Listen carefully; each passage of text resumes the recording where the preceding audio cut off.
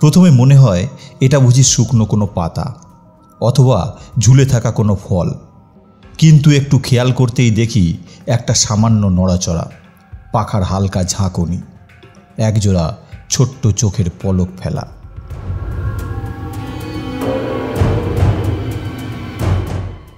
এটা পাতা নয়, এটা ফলও নয়, এটা একটা বাদুড়।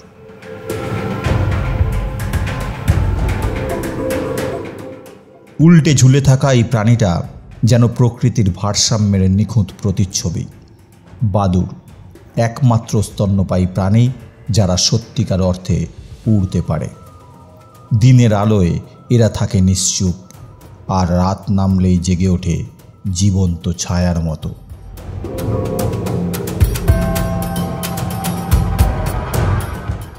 এর পাখাগুলো পাতলা, প্রায় স্বচ্ছ, কিন্তু তীব্র গতিশীল।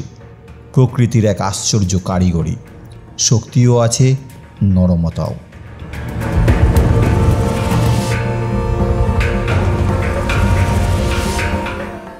অনেকেই মনে করে বাদুড় মানেই অন্ধকারের দূত, ভয়ঙ্কর, অশুভ।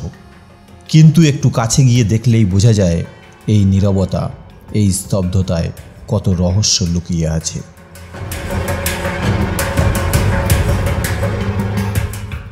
আর আমি শুধু এক দর্শক, এক নিঃশব্দ সাক্ষী। এক প্রাচীন গাছের নিচে দাঁড়িয়ে দেখছি এক নীরব প্রহরীকে, যে রাত নামার অপেক্ষায়, আকাশকে নিজের খেলার মাঠ বানানোর জন্য প্রস্তুত।